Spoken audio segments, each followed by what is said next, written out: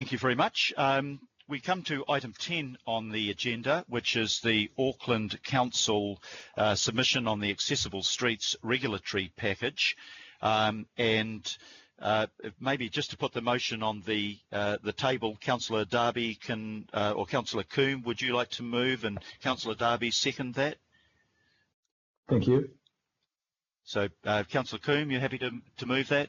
Yes, I'm happy to move if Councillor Darby's... Right, so that's on the table, and I'll ask, I think we should have Alistair Cribbins and Robert Simpson on the line. Have we got Alistair and Robert there? Kia ora, Moreno, Alistair here. Can you hear me? Yeah, you're blurry a bit. You might need to step back from the microphone a bit. Okay. Let's give that a bit of a trial, and I'll ask you to introduce the item, please. Is that any better? It's a bit better, yeah, but still a bit harsh and blurry. If I both at the same time. Okay. Yeah, just stepping back from the mic a wee bit, and yeah, let's give it a go. Okay, sorry about that. I'll also hopefully be joined by Robert Simpson soon, but I think he's just trying to rejoin the committee meeting, the Skype meeting. So we'll see if he ends up through this. Just at the start, remind you because there are quite with this submission, and then there are 3 changes that I'll also identify as we run through from the draft submission in the. Sorry, let me see what I can do here. Is that any better? No, I'm getting the message that we were losing you a little bit, but I think if you could persevere, we've got nearly 50 participants on the call, so it puts a bit of pressure on it sometimes. I am getting a message that I'm too close to the microphone as well, but I can't stand much further away and still be near the computer. So yes, we will run through the update you on the local board feedback we've received on the progress of AT's submission and their current draft position. So Sandra, I think you're going to steer the presentation, are you? Or no, there you go, request control. Yes, I think Sandra's steering it. Thank you. There we go. Yep, now I've got it. We'll have it.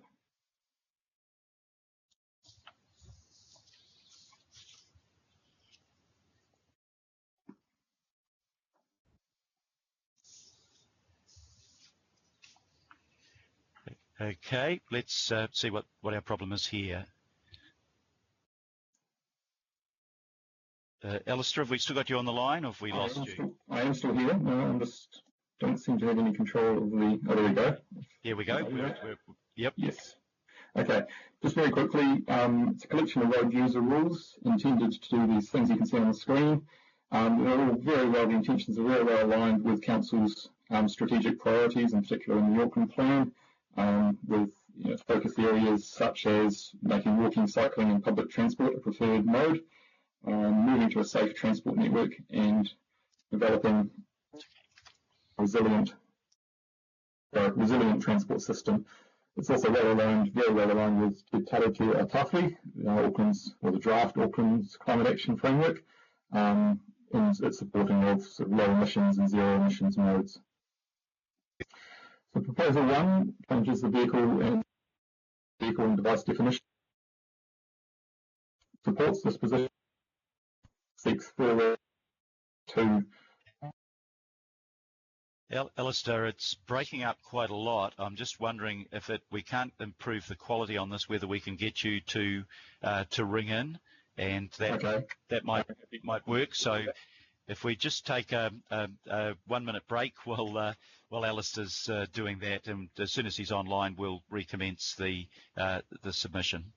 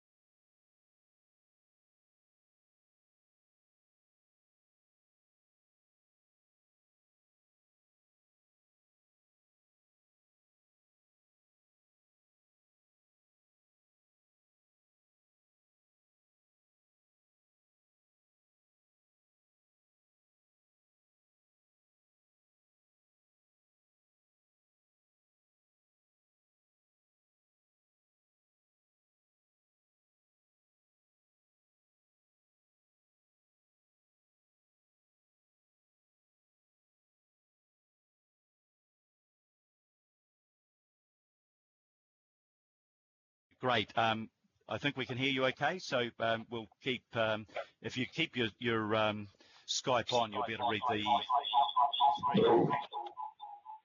Oh, that's not good. Okay, we'll hand over to you again, Alistair. Okay, can you hear me now? I bet you... No, okay. Hold on 1 second. Hello, can you hear me now? Yep, that's better, thank you. Okay, I'm going to roll feedback myself, but that's important than you lot. So where are we, Sandra?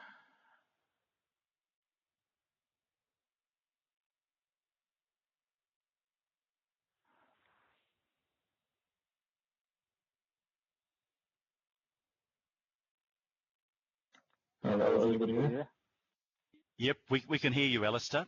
I haven't got you on the screen. Do you have the presentation in front of you, I guess is the question. Have we got that up on screen, Sandra? Yeah, apparently so. Oh, okay.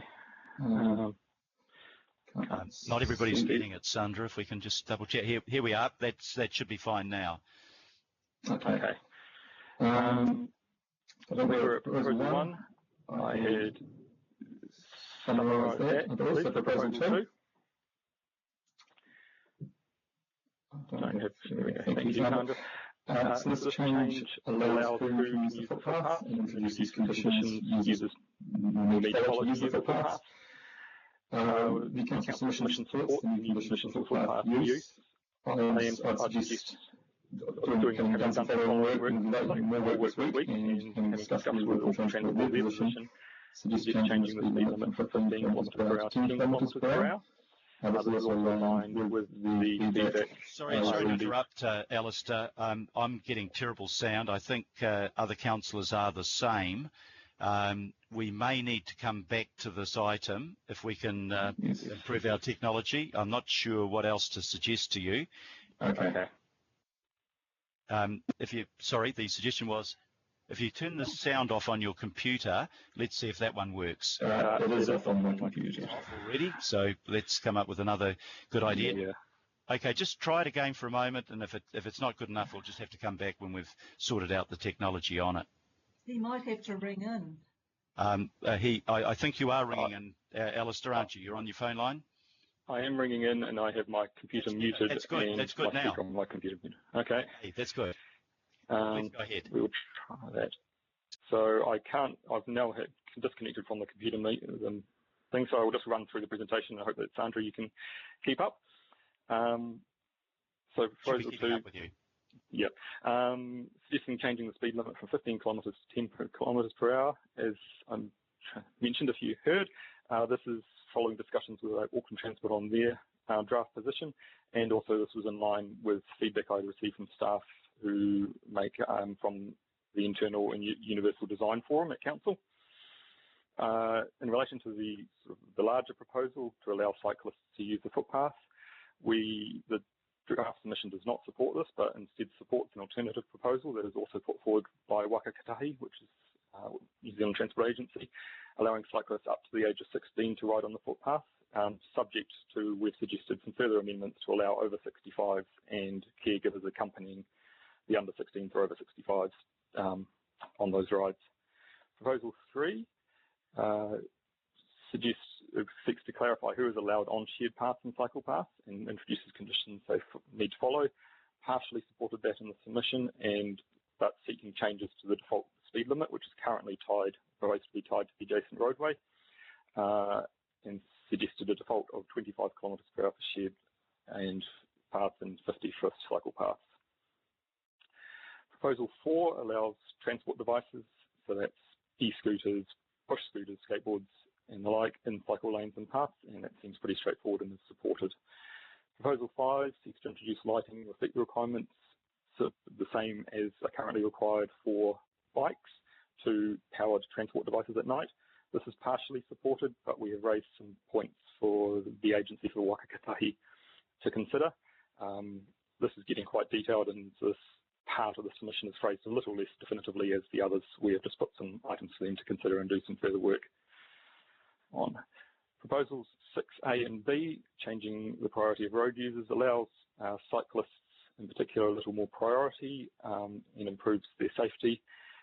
In these two minor tweaks that you can see on the slide here on the left, where a cyclist in a left turn lane would be able to go straight ahead. So this would allow them to not have to try and cross a lane to go straight ahead, which can put them in danger. It allows them to stay to the left-hand side of the road. In 6B on the right-hand side, it would allow cyclists to pass slow-moving cars to the left of the car. Currently, they're allowed to do that if the cars are stopped, but if they're even just moving slowly at 5 kilometres per hour, they technically need to pass them on the right, so this allows them to stay to the left of those cars. These are both supported in the draft submission. Proposal 6C is primarily a matter of clarification, where users of separated paths, be they probably cycle paths, but potentially also in future, or any particular designs for public transport priority lanes that are physically separated from the road, those users who are travelling straight ahead will have priority over turning vehicles. That's the intention in the road rules at the moment, but is a little unclear, so this is trying to clarify that. Proposal 6D seeks to give priority to footpath, shed path and cycle path users over turning traffic where the necessary traffic control devices are installed. In the proposal, this is the two white lines you sort of see in that diagram there, where the users A, B, C there would have priority over both cars, drivers in D and E. This is partially supported in that we support the draft submission supports the intention, but seeks that this is rolled out more widely so that those markings are not required and it applies to all side streets. Proposal 7 mandates a minimum overtaking gap of cyclists and device users such as e-scooters when they're on the road. This once again is partially supported. We support the intention and the introduction of a minimum overtaking gap, but seek changes so that it applies to passing of users in cycle lanes, and also that the minimum overtaking gap is kept consistent at 1.5 metres. At the moment, the proposal is that it's 1 metre for up to 60 km/h roads and 1.5 for over that. Proposal 8 seeks to clarify what is needed for road control authorities to restrict parking on berms. This has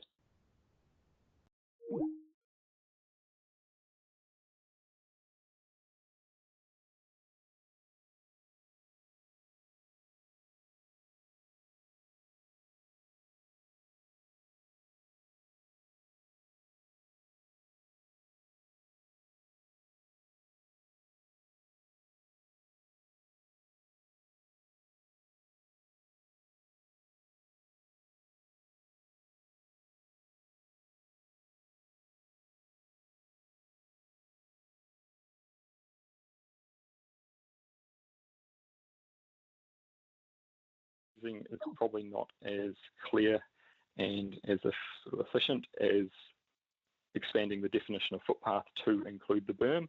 We believe this would be more straightforward and be more simple to implement and to enforce.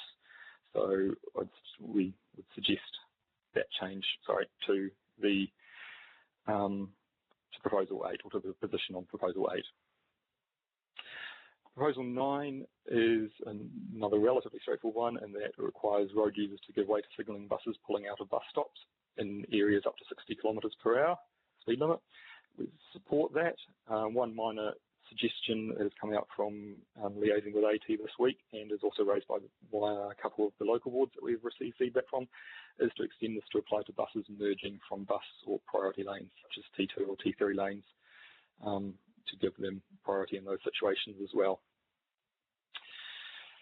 So those are the various proposals. We have received local board feedback from the 4 local boards that you can see there: Puketapapa, Otara, Papatoetoe, Papakura and Henderson-Massey.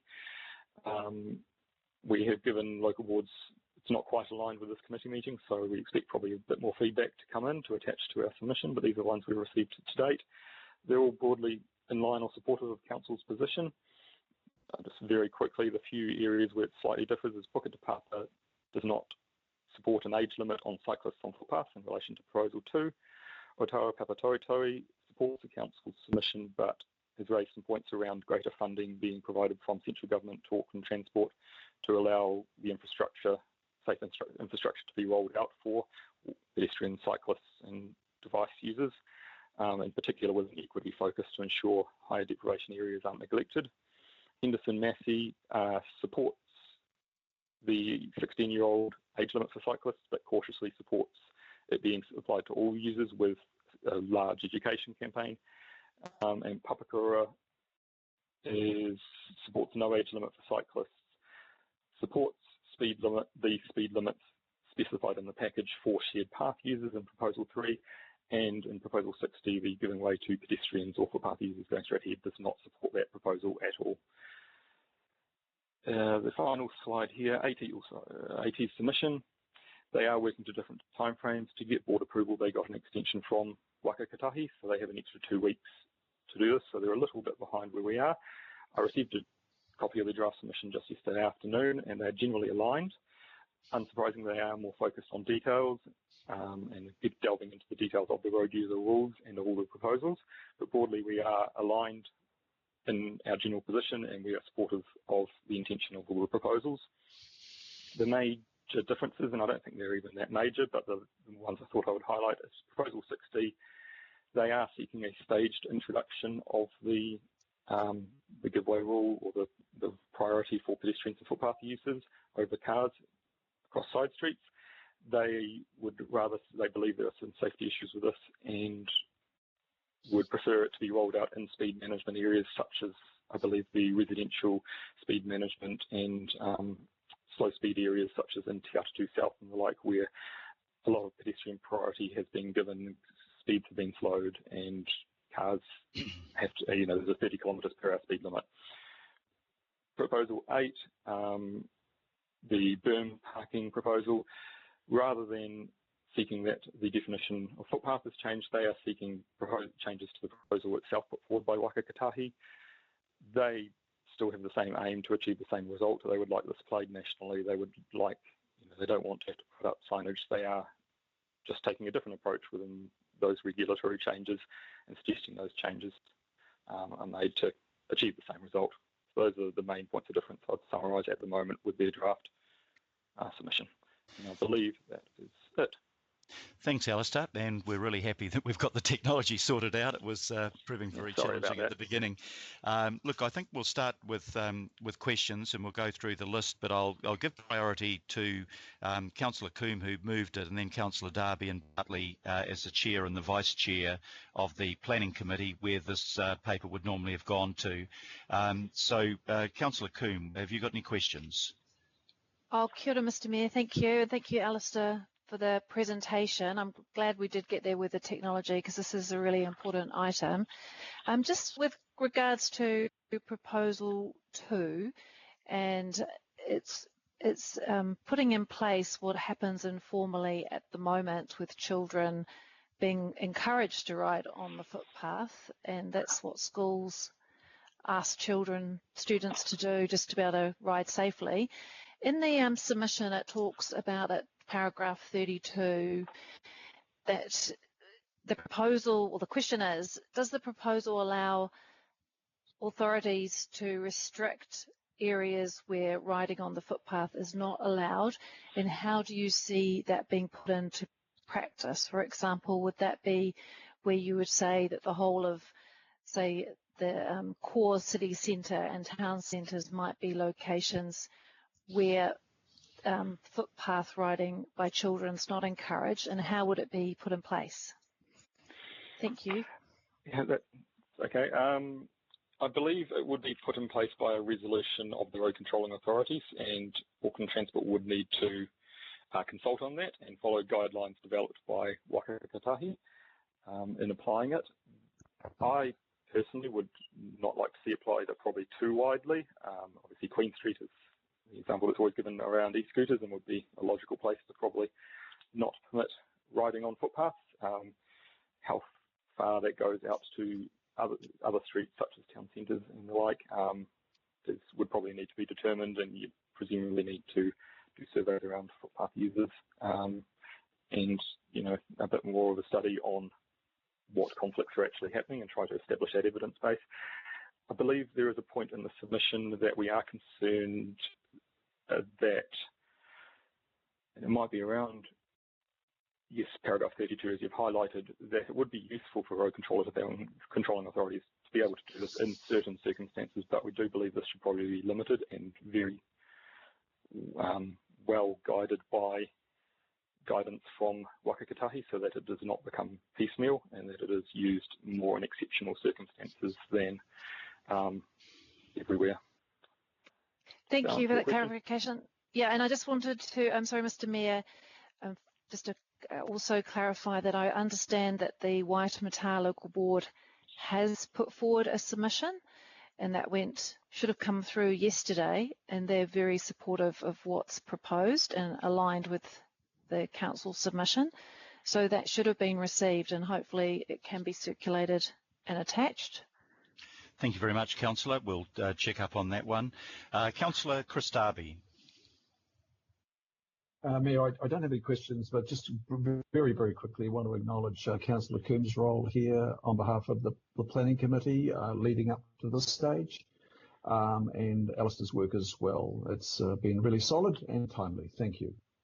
Thank you very much. Councillor Josephine Bartley. Thank you, Mr. Mayor. Thank you, Alistair. I did have a question around the proposal regarding the shared path and the speed limit, because a friend of mine suffered brain damage from getting hit by a cyclist on the shared path near the Northern Busway. So I'm wondering why we don't look at a lower limit on the shared path, similar to perhaps what we say for the footpath. And is there any way we can emphasize more on the enforcement? Because we do say a lot about public education, but we all know that people are going to abuse the limits. So what can we do about enforcement as opposed to relying on the police? Thank you. Thank you. I guess the 25 kilometre that I have proposed was primarily informed by trying to create sort of a hierarchy of infrastructure or spaces. In the case where a speed limit of around 10, or if it's 15 kilometres, if that's what Waka Kotahi goes with, then obviously that we could implement that by not making it a shared path and making it a footpath. By having a similar speed limit between the shared path and the footpath, it would seem to be a bit redundant. This allows a bit more flexibility between those spaces. There is not a lot of science behind the 25 kilometres per hour I have picked, I'll admit that, but it seemed a sensible sort of position in between the speed limit on the footpath and the speed limit that we're proposing for cycle paths of 50 kilometres per hour. There is obviously the ability for road controlling authorities to change that, in particular in areas where shared paths are thinner or where there are a high number of pedestrians. The road controlling authority could reduce that, or in say a part of a longer stretch of a shared path where there are a few pedestrians, it may actually be even possible to raise that, where there's likely to be few conflicts if the shared path is wide and there's few pedestrians that use that stretch of a shared path. Thank you very much. Look, let's start at the bottom of the list now to go through for questions for other members of the Emergency Council. Councillor Paul Young, any questions?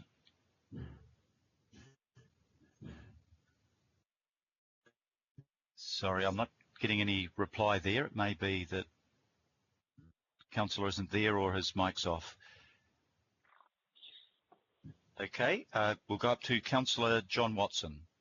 Thanks, Mr. Mayor. Just a question on the rationale for who is allowed on the footpath and who isn't. I mean, what's the consistency between, say, a group of fourth-form boys hearing along on their bikes and being allowed on the footpath, and some, elderly person just starting off wanting to try and ride a bike or something, and they're not allowed on it. And I say that particularly in light of the fact that outside of the city centre, where there are constraints, probably the most unutilised piece of infrastructure council has is its footpaths, where there's just big swathes of suburbs where you virtually see no one walking or cycling for that matter. So I just really would appreciate some clarification on that rationale, given that we're looking to impose other expectations on behaviour, giving way to pedestrians, courteous behaviour and all the rest. That occurs in other countries on footpaths, and given, you know, the accessibility of footpaths, you know, outside of the city centre. Yes, thank you. It's a good question, and this was probably the proposal I struggled most with in forming a position. This was based on the evidence, advice also we received from, I think I mentioned the Universal Design Forum at Council, and concerns previously raised in the Disability Advisory Panel in the previous Council around e-scooter use, that, and also media reports around e-scooter use, that they're particularly the most vulnerable people in society. Some people are too scared to leave their house and go for a walk in their local neighbourhood. Trying to balance that against trying to allow a safe space for cyclists to learn and less confident cyclists to gain more confidence. I was concerned that allowing all cyclists to use it might be going a bit too far and might not quite, might be prioritising cyclists a little too much and could have risks, and that I think introducing a sort of an age limit and limiting the number is probably the right way to go now. If that doesn't cause problems, I don't see why it couldn't be investigated in the future, but I think going the whole way right now could risk preventing some people leaving their house and really constraining their ability to get out and participate in society. And that was something I struggled with, how to balance that. This is the position I reached, but I can fully see that there could be there are many positions that could be reached on this, and it was a tricky one. But that was, in my opinion, the best way to achieve the balance. Thank you. Councillor Wayne Walker. Sure. A couple of comments. In our submission and what the government's proposing, we're talking about allowing skateboards and the like on cycle lanes, okay? And I just put to you that we're really opening the door there to potential problems, because I can tell you, if you're cycling along a cycleway and there's a skateboarder there, or multiple skateboarders, because sometimes these people are in groups, the enjoyment of the cycleway and the ability of cyclists to be mobile is going to be difficult. So do you have a response there? Essentially, to acknowledge that could be a problem. It's my view that it's probably less of a problem. There is more similarities between cyclists and skateboarders than there are between definitely skateboarders and general traffic, and providing that ability for skateboarders to use the cycle path if that's available would be preferable. That's not to say they have to. They could also use the footpath if that is available. This just gives them the ability to choose to use a cycle path if that is available, and, for instance, if there are pedestrians in the footpath. Thank you very much. The other issue that I'll raise is you've got differences in cycle paths. Some cycle paths are incredibly busy. They're almost arterials. Others are almost incidental. So I just put to you that we really need to have a measure of control there, so that we can have circumstances that reflect the use of the cycle paths. Yes, agreed, and there is the ability through the proposals, similar to the shared path and the footpaths, for road controlling authorities to restrict the use of certain devices on certain stretches of cycle path. And similar to the footpath and the shared path proposal, we would support that. It is intended to be covered by the broader point around paragraph 32 of the submission, that yes, road control authorities could, where that becomes an issue, look to control that and restrict use of those spaces by certain devices. Thank you very much. IMSB Chair, David Typery. No questions, Your Worship. Thank you. Councillor Sharon Stewart. Yes, I'm reasonably comfortable with the proposal. Speed is the thing that I'm really concerned about, especially along walkways, shared cycleways, just through the lockdown, just on the Rotary walkway. Some of the cyclists are going at extreme speeds, and I'd say they're more than 15. So, yep. Thank you for that. Thank you, Councillor. Councillor Desley Simpson. Thanks, Your Worship. Look, I've got a couple of questions. A lot of questions actually, but I'll keep some main ones. I'm going to talk about speed for cyclists. So much of the proposal are based on keeping cyclists to a certain speed. Are we advocating that all cyclists have speed, some sort of speed device on their cycle so they know how fast they're going? We're not advocating that. We could. Well, it seems hard to say that you can only go up to a certain speed if there's no way of proving that you're doing that. It's subjective. Objective. It is. Yep. There are some challenges with implementing or sort of the enforcement and people sticking to these rules. In my view, they're useful to sort of provide the expectations of the public. It will be difficult to enforce this at all times, and it will be difficult for people to know. But in my view, it's warranted in that it creates a clear expectation of people of the general intention and the speed that they're meant to go. And I would hope an an education campaign could provide more context around what a 10 or 15 or 25 kilometre per hour sort of speed is, to inform people and to educate people on that. So that's my first main issue with this. The second thing, what is the fine we're suggesting, or are we suggesting a fine when people break the rules for speed? We haven't suggested one. I believe there would, and there is one suggested by Wakakatahi. I'm not too sure of the level of that. Sorry. Okay. So that's another issue I have with this. The third point I have, and it's around vehicles who pull out of their driveway across a footpath to turn onto the road. There's nothing in this proposal that people should potentially, if you've got kids and old people, whatever, using footpaths for cycling, there should be a change in rule about how you exit your driveway, or because there potentially is a risk there, a safety risk. At the moment, I think, if they're not used to people being on the footpath, and a lot of people aren't, as a walker you can hear, but as a cyclist I'm concerned that you're travelling at a greater speed potentially and you can't hear. So is there any thought of changing some rules around the practical implications of that? I mean, there is already a rule in the road user rules that people entering and exiting driveways have to give way to footpath users. That would obviously apply, but I agree. Okay.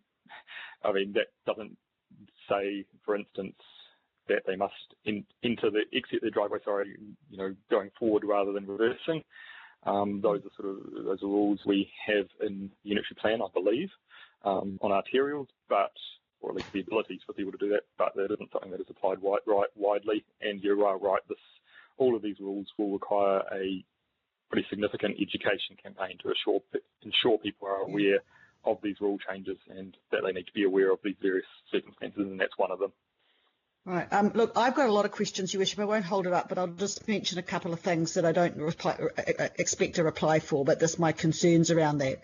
One is turning left, giving way to cyclists and buses. I get that completely, and I'm not thinking that's a bad thing, but it's the practical implications that if you are in a queue of traffic and you look and you can't, and there's nothing coming, you'll go to turn left in a vehicle and along comes a cyclist at speed and who expects you to stop, and I just see some issues, practicalities there. And the other one is on overtaking the meter. Look, I absolutely support the meter between the cyclist and the vehicle, but the trouble is we're narrowing some of our roads to make room for designated cycle lanes. And I suppose I'm interested in the fact that there is no rule that says that if there is a cycle lane, you must use it. So therefore, if you've got a cyclist on the road's already narrow. It's impossible to move to keep that meter at all. So anyway, I just mentioned those points. Those are my concerns with where we got to. I think there's a lot of good stuff, but I do have some concerns around the submission. Thank you. Thank you, Councillor. Councillor Greg Sayers. Thank you, Your Worship. And through you, I do have one question. It's financially orientated, and I'm asking the question just in light of our current, economic recessionary environment, and it's because of trying to understand the cost of implementation, the cost of the ongoing operational impact in future years. So my question is, has any cost-benefit ratio analysis been done? And if so, do we have an answer? Yes, there has been some done by Waka Kotahi, not by ourselves or Auckland Transport. That is contained in the preliminary regulatory impact statements. I'm sorry, I don't have those all to hand. By and large, they found, unsurprisingly, all these proposals were positive in the cost-benefit analysis. For instance, the left-turning priority crossing side streets for footpath users, there would be a minor impact, I think of say $30,000 over 40 years on drivers of delay, but that would be largely offset by, or possibly completely offset by the reduced delay to pedestrians. So there has been analysis done of most of these proposals, and I don't have all the figures to hand, but they generally found that they were positive. Thank you. Thank you, Councillor. Councillor Daniel Newman. No, thank you, Your Worship. Thank you. Councillor Tracy Mulholland. No, thanks, Your Worship. Councillor Richard Hills. I'll just give a brief comment, not a question, but just, I think this is generally good. It's pretty, most of these are pretty normal overseas. Most states in America, you have the pedestrians, you give way to pedestrians in car parks and coming out of driveways in every local road. That if there's a pedestrian about to cross, the car stop, and it all works pretty fine. It actually makes the town centres and places a much safer and easier space to be in, and slower, especially for older people and younger people. So I think it's generally good. Thank you very much, Councillor. Councillor Shane Henderson. Thanks, Mr. Mayor. I just wanted to sort of just check, are we doing questions and comments together, or? No, we are doing questions, but two councillors have made comments, so I won't be re-inviting them to speak at the commentary session, so I'm sure they'll understand. So cool. Questions now, if you've got them, please. I've just got one question. So regarding Proposal 2, are we relying on any kind of empirical data on cyclists versus pedestrian? I mean, are there ACC claims data available, kind of thing? I'm just trying to understand the problem we'd be trying to solve if we were to restrict access to age. There is data in the background material around that, so I'm just trying to look it up.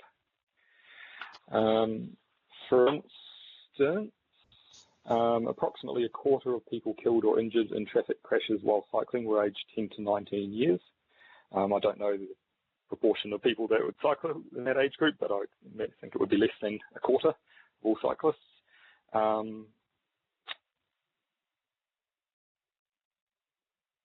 I'm just having a look through what other data there is here that they've highlighted. Yeah, that's probably the main one, I believe, around sort of why we're focusing on that, sort of are including that age group. The question I'm driving at really is it a problem that cyclists can use footpaths? Like, is that a problem that we need to try and solve through our submission?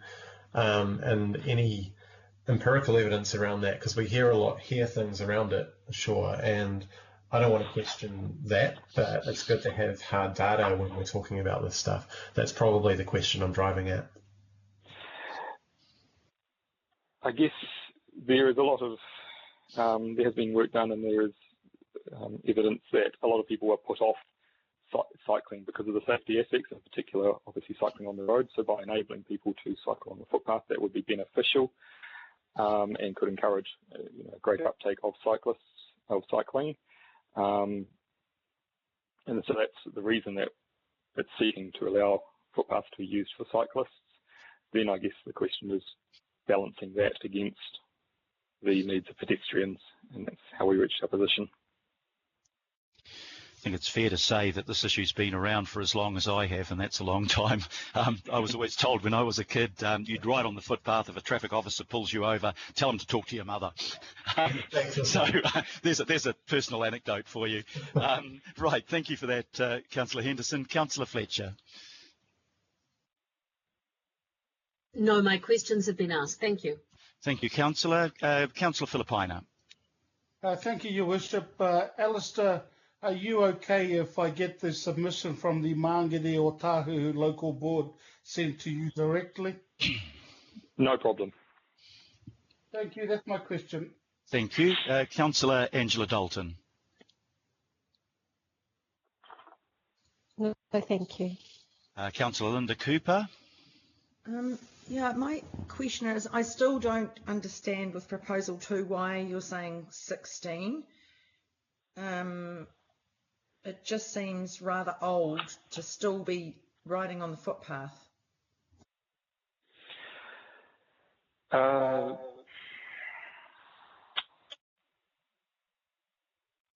can understand that view. I guess my position was reached.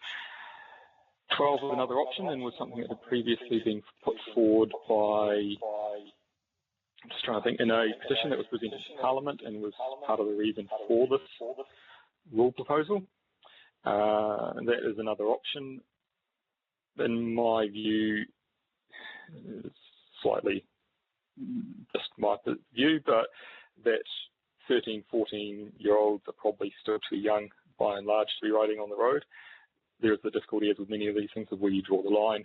I reached the position of 16 years old and thought that was allowing sort of younger secondary school students to still ride on the footpath if they want, and if that made them feel safe. And then around the age of 16, around the time when we would be allowing people to drive cars and drive motor vehicles on the road, that would be an appropriate time to require cyclists, I guess, to also use the road.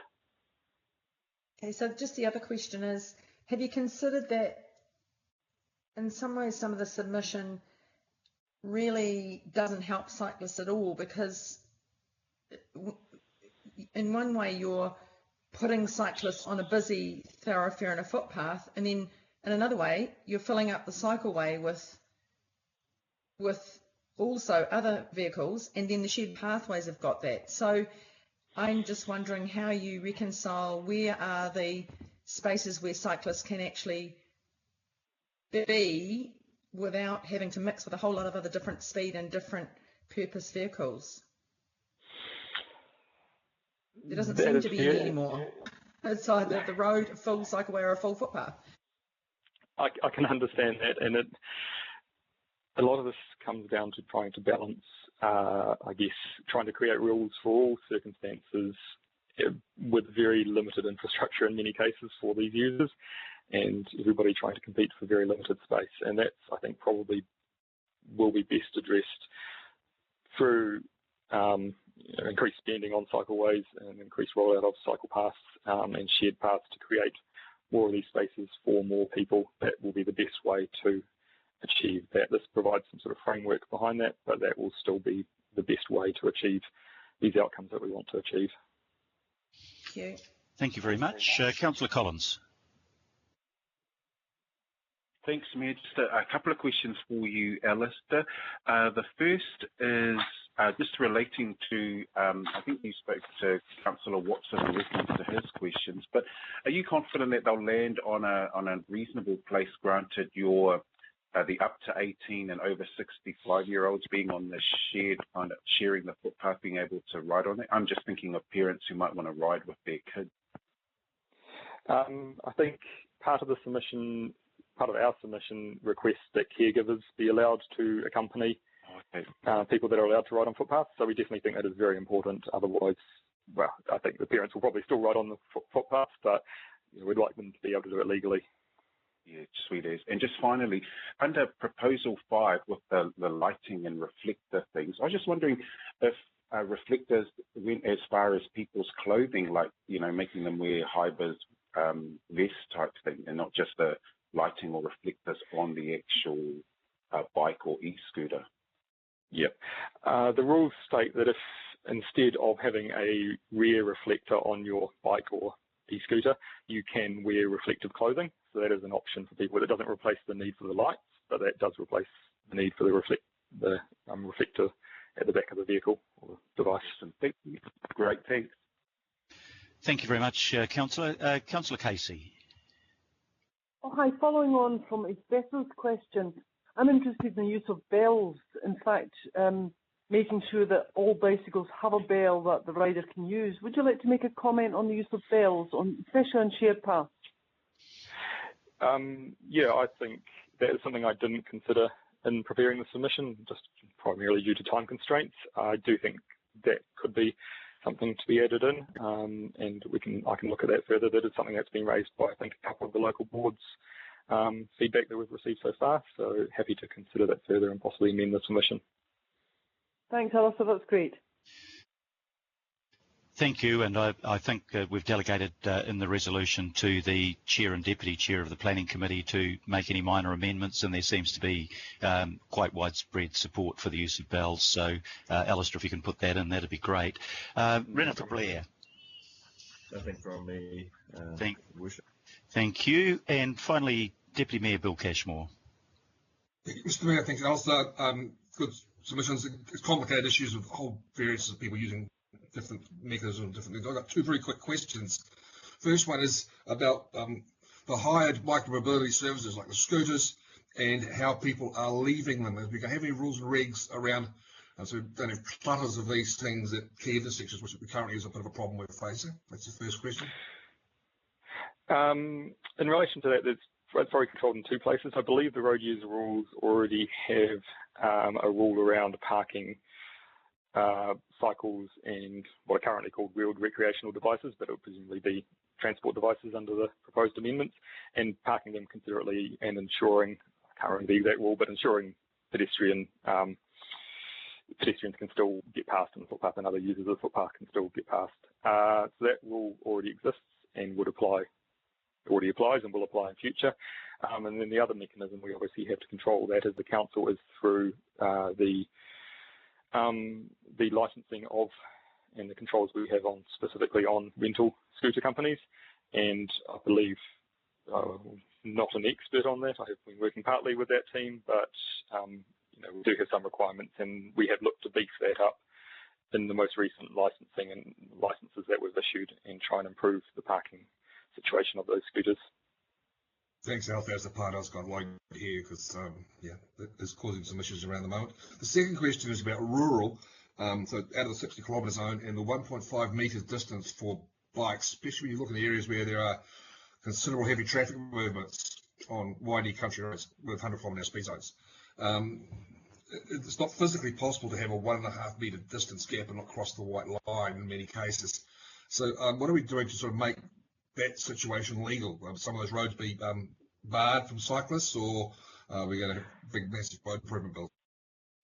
I can look into that. I believe to pass a cyclist, you are allowed to cross a solid centre white line. So that is a permitted manoeuvre you can if you to give the appropriate passing distance. I can double check and confirm that. I believe as long as it's safe for the driver to do so, they've got the visibility, they can see far enough ahead, they are allowed to pass and to cross the centre line to pass a cyclist. That's the challenging part, is the vision sight lines for heavy vehicles. They don't accelerate or decelerate that quickly. I mean, it is a key safety issue. We've had people killed out in this area, and I'm sure Councillor Sayers would have a similar opinion. But we'll leave with you. Yeah, thank you very much. That brings us to the end of questions. So let's just run through the list to see if there's any comments. A couple of councillors have already used their opportunity for that. Now we're having a bit of interference there, so can you please make sure your mics are off? That's good, thank you. Councillor Paul Young, any comment? No, thank you, Mr. Mayor. Councillor John Watson. Just very briefly, and that's to say I understand the balance that Alistair's had to try and strike here, but it is a little disappointed that I think the opportunity for drawing a distinction between different parts of Auckland hasn't really been made. That could have had perhaps a far more pragmatic outcome, and I think particularly of allowing people on footpaths of all ages, where in many suburbs there's footpaths on both sides of the road. There's not a high pedestrian usage, and really for people's safety they should be on the footpath. If I go out, I go on the footpath, and if I'm stopped, Mr. Mayor, I take your advice. I said my mum told me to do that, and if you're thinking of chasing up, you better call for backup. Yeah, I think that was probably quite common and maybe still is, John. Thank you for that. Councillor Wayne Walker. Sure. I mean, I can see what we're doing. I guess my comment is I think in practice there are going to be a range of difficulties here, especially on high-use cycleways where you've got skateboarders and people on mobility scooters and a whole range of things. So I don't know what the sunset clause is for actually readdressing this issue.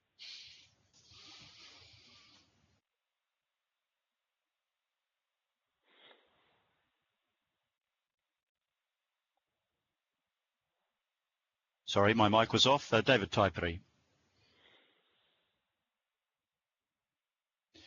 Okay, Sharon Stewart. No questions. Thank you. Desley Simpson, I think you've already commented, Desley. I have. I've got some concerns about the practical implications, even though I believe the intent is very, very good. Thank you. Thank you. Councillor Greg Sayers. No comment. Thank you. Daniel Newman. No comment, thank you. Tracy Mulholland. No comment, thank you. Richard Hills.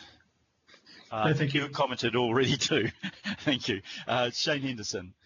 Thanks, Mr. Mayor. I do have a couple of comments, actually. I want to support Councillor Watson's point first and foremost, and I dare say that my mother might get the call up as well at some point.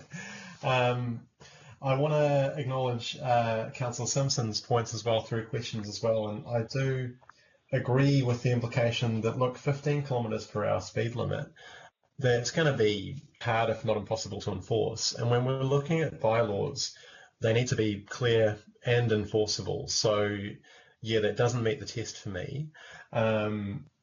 Just a minor quibble, and this is more around the CCR review, on paragraph 32, where it suggests that road controlling authorities may wish or should have the power to implement some sort of bylaw around it. And my personal view is that generally bylaws are the preserve of democratically elected officials rather than CCOs, and I've always had an issue with that. But that's just kind of a minor quibble. Probably the main point I want to get across is that, particularly in my ward, it does have beautiful cycleways, but it has huge gaps in them. And it has neighbourhoods where cycleways that are there are really dangerous, and in many cases they're not there at all. So my personal view is that actually we shouldn't be so restrictive in terms of allowing cyclists to use footpaths. And I'd be sort of very suspicious around going down that path. But I take the point around balance. But ultimately, I'd make my decision on that based on the data that I have available, and I haven't been convinced that we have data enough to make that restriction. Despite all those criticisms, I do want to acknowledge that I think generally we've done a great job and we're generally going down a good path. So just a couple of quibbles there. Thank you. Thank you. Thank you very much for that. Councillor Chris Fletcher. No, thank you. Councillor Alf Filipina. Oh, sorry, Your Worship, nothing from me. Thanks. You. Councillor Chris Darby. Nothing further, Mayor. Councillor Angela Dalton. No, thank you. Councillor Linda Cooper. Yeah, just acknowledging I asked questions before. As someone that does cycle, I am really concerned about basically the way this proposal just actually limits opportunities for cyclists, because it makes the spaces they already have more crowded.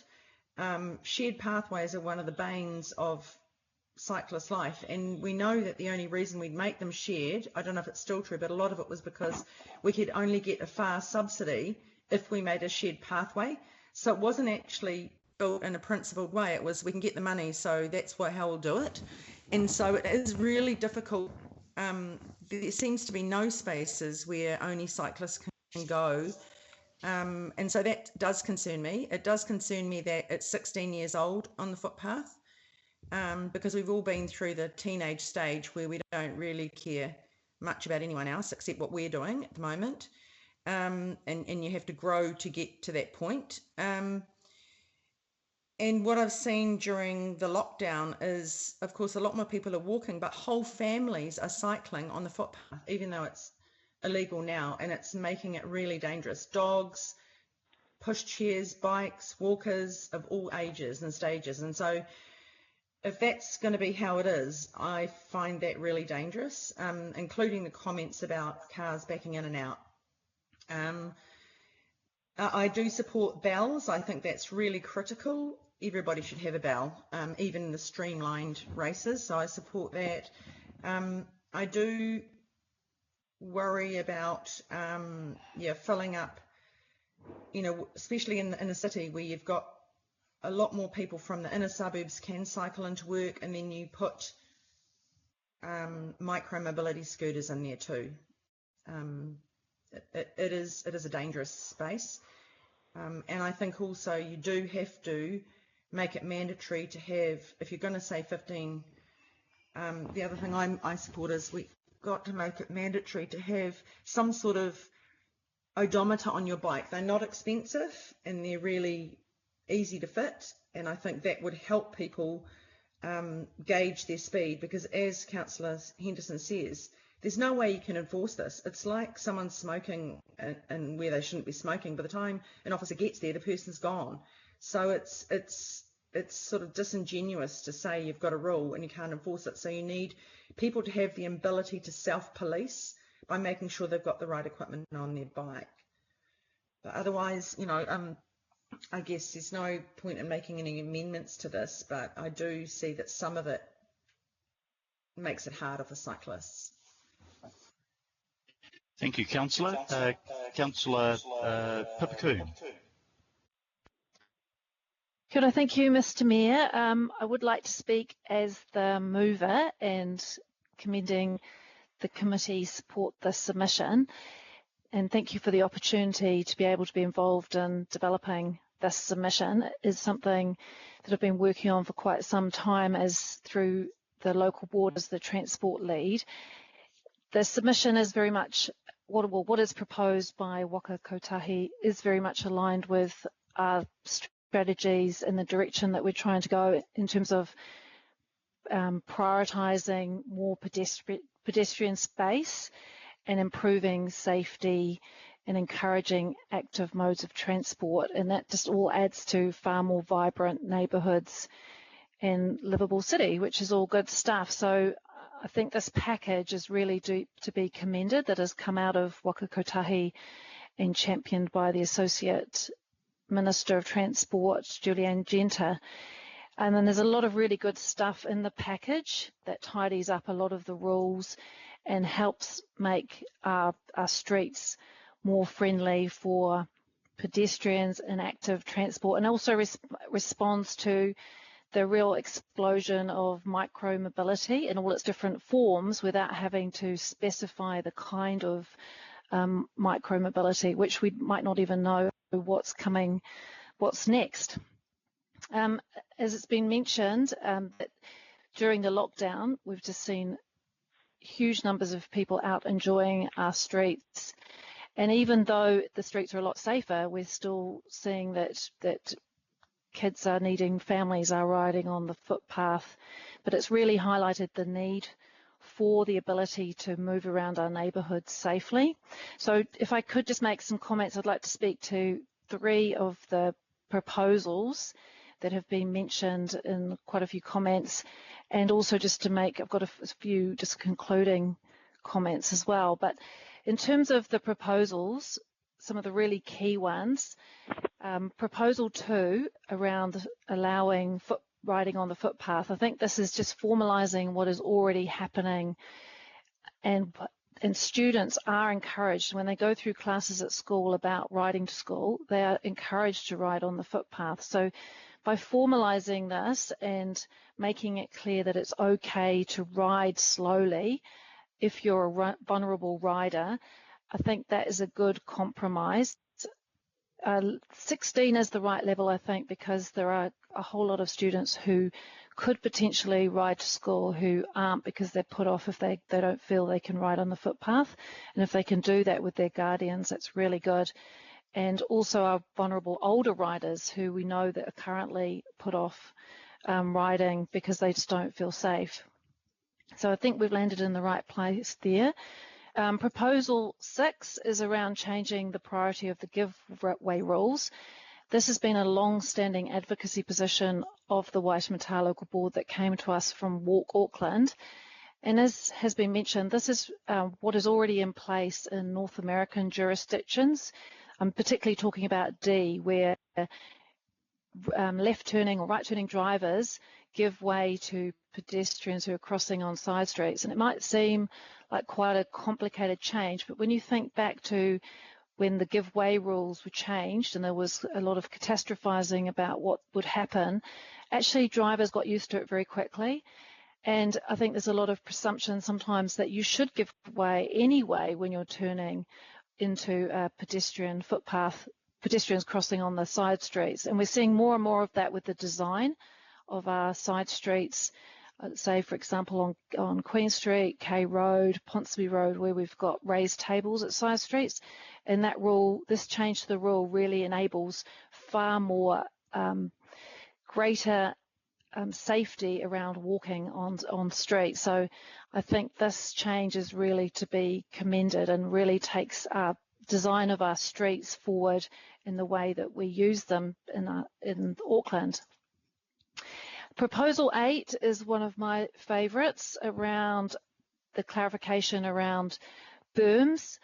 I have been very felt that Auckland Transport has completely taken the wrong position in terms of not enforcing parking on berms currently.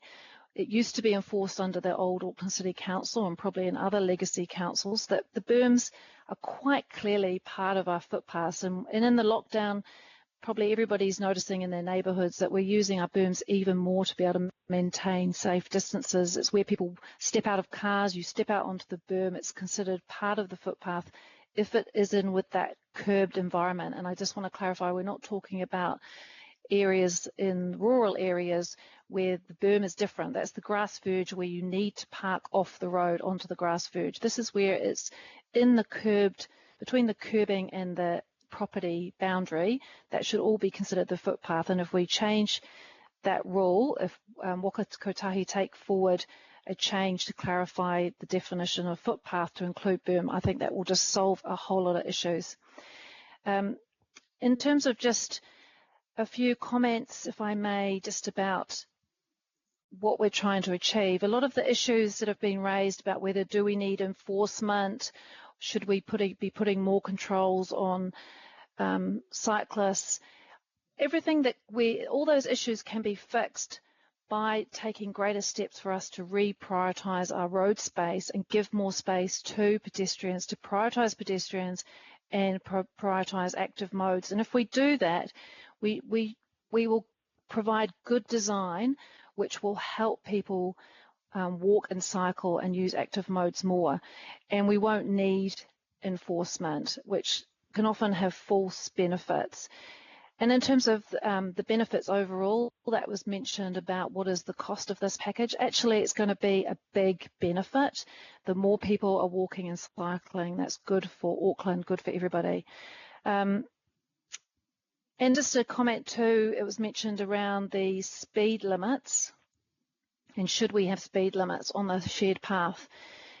Absolutely, we've got to ensure that all users of our shared paths ride safely, and where we've got really narrow paths like the rotary pathway, what's needed there is better design and wider shared paths. But enforcing speed limits on pathways that are developing across Auckland, like the Northwestern, that's going to eventually extend up to Helensville, the Glen Innes to Tamaki cycle pathway, what's now called the Northern Pathway, which will take riders all the way from the city centre to Albany. Those are long distance commuter routes. So absolutely, you've got to have a speed on those routes that allows those long distance commuters who are increasingly using e-bikes to be able to ride at a safe and consistent speed. Otherwise, it's pointless for us to build the Northern Pathway if we're not going to let riders use it as a long distance commuter route at a safe speed. So just in concluding, if I may, just I know there is a concern from our vulnerable users on the footpath, particularly those who have disabilities or feel more vulnerable through age, that absolutely council's focus must be prioritising our footpaths for pedestrians. And we're starting to see steps being put in place for using, well, I'm really looking forward to this temporary package that we're going to have some funding that we can start extending our footpaths as cycleways. And that's going to go a long way to actually prioritising our footpaths for pedestrians. So that's absolutely the focus. And this package brought together, I think, provides a good balance to make our footpaths, to encourage more users on our footpaths and to encourage active modes and to allow all modes to work together. It's not perfect, but it's a great step forward. So I do want to commend this submission, and I do thank everyone who's worked on it to bring it to this point. Might not seem like an important bit of work during the lockdown, but I think it's really important that it has progressed, and it means that when we're on the post-COVID recovery on the other side, our streets will be much safer for everybody, and including drivers, and will work much better. So thank you for that opportunity to speak in support, and I do commend it to the committee. Kia ora. Thank you, Councillor. Councillor Fesso-Collins. Thanks, Mayor. Just a couple of things from me. I wonder, as Councillor Kuhn was speaking, I enjoyed that and welcome your comments, feedback, and the work you've assisted with, Councillor Kuhn. But I wondered, imagine if people had as many bikes as we did have cars, and I think that would really change the way we look at how we prioritise the space we make available for active modes. I just wanted to comment that I think this is a great recommendation. It's a great report or submission, and just keeping in mind that here in Manukau, we've got people who I think really want to cycle, but I was raised cycling but could only do it with mum or dad, and they used to walk or run alongside me as a child because we were so scared. And so I think with families will now feel like, okay, we can have some confidence if they're able to ride together as a family. And I think that's really good for us. We know that there are major health benefits that come, especially for poorer, more vulnerable communities, if they're able to use more active modes of transport. So I see this as being great for, you go from walking school buses to possibly kids being able to cycle together to school. So I think this is wonderful. I just want to reiterate the point that it's been good that parents are being included as part of our submission and their ability to ride alongside their children. And just finally, I've listened carefully to ideas around enforcement, and I think perhaps what we do here in Auckland is we need to move from a regulated version of enforcement where you probably might have to put in speed limits, and have them enforced somehow, and I know that there'll be work done on that, to the point where the community becomes the enforcement. And what happens is the communities have a real respect for one another. They understand how the shared mode works, and then they become the natural enforcement. But like how we have houses that face onto roads or parks, that becomes that passive kind of surveillance. And I think we can get there with the community. So great work. I really like this submission, and I'm quite excited about where it will end up, especially for the residents of Manukau. Thank you very much, Councillor Collins. Councillor Kathy Casey. I'm all good, Phil. Thanks. Thank you. Member Renata Blair. I'm okay, thanks, Phil. Councillor Josephine Bartley. Thank you, Mr. Mayor. Good to hear the work that you've been doing, Councillor Coon. Thank you for that. I think anything that makes it safer for our people out there when they're cycling or walking is a good thing. In terms of, I did have some comments around vulnerable, because I thought it wasn't so much about age, but perhaps your level of capability, because when the Mayor and I went on that bike ride with David Tor and Mr. T, I was very, very scared to do that, because, you know, I don't cycle. So, you know, being able to go on the footpath might have been an option rather than what I was doing, which was wavering along the road, causing a traffic hazard. In terms of, I did think about financial implications, point 33 in the report. I thought that there would be some kind of financial implications. If we're using our footpaths more, wouldn't that then result in perhaps more costs for upgrading or renewing the footpaths? But that's just my own naive thinking towards it. And in terms of enforcement, I agree with the comments that are being made that actually it is going to be very hard to enforce and relying on the community. But then I think of one instance where a cyclist was going too fast, and my mum took out her own enforcement on them, which was getting her jandal and like telling them to slow down. So yeah, we're going to need some more probably better public education or something around how we do community enforcement. Thank you. Thank you very much. And finally, Deputy Mayor Bill Cashmore. Thanks, Mr. Mayor. Thank you for all the comments, particularly like the one about bells on street paths or on all areas. I think it's very important. Over the years, I've seen behaviours of motorists and cyclists and even the micromobility users in recent times all improve. And I think that's going to be the secret of getting everyone to be more understanding of each other's needs. Park the micromobility scooters in a safe place. People behave on footpaths with mobility in a more sensible way. Having smarter options on shared paths, and having NZTA promote best behaviour in all forms of transport. Thank you.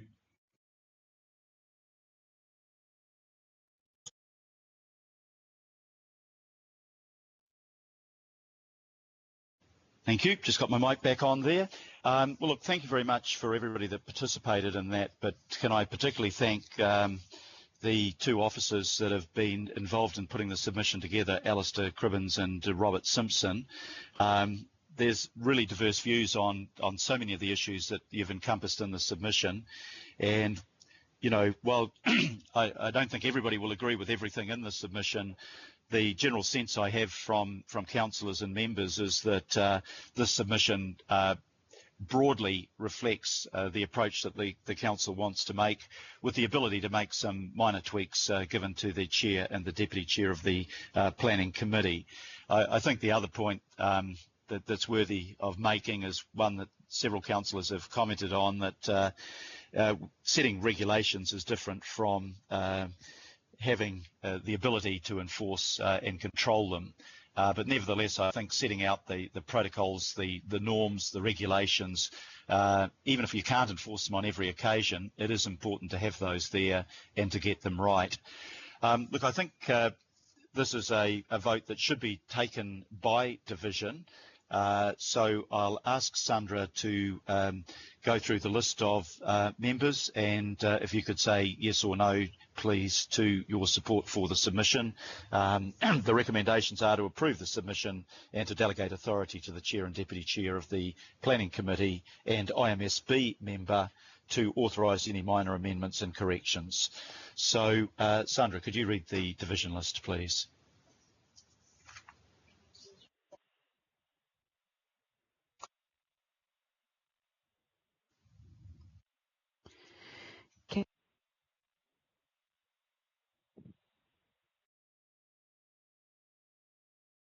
I don't think you're coming through, Sandra, so if you can just check your volume or whether you're plugged in properly there. No. Let's try now. Now we've got you. Okay, councillors, you're voting on what the resolution on the screen in front of you. Mayor Goff. Councillor Bartley. For. IMSB member Blair.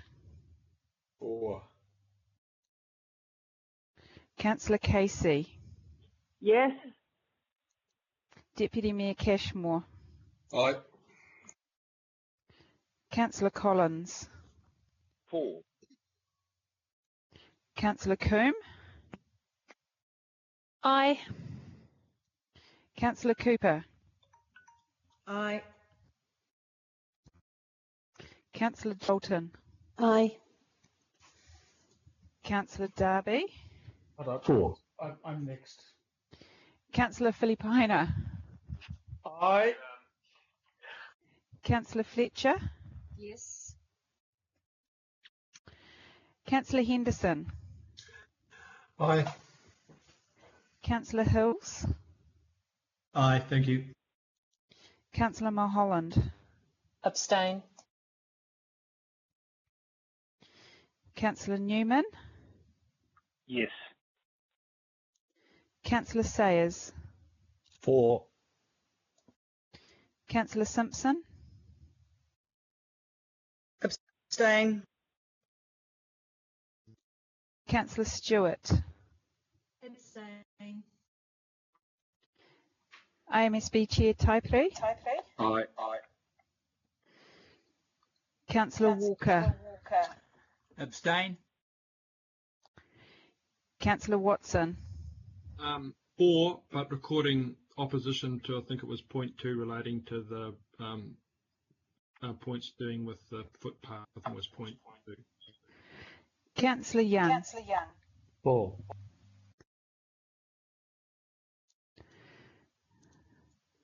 So that is carried. 19 votes to nil with 4 abstentions.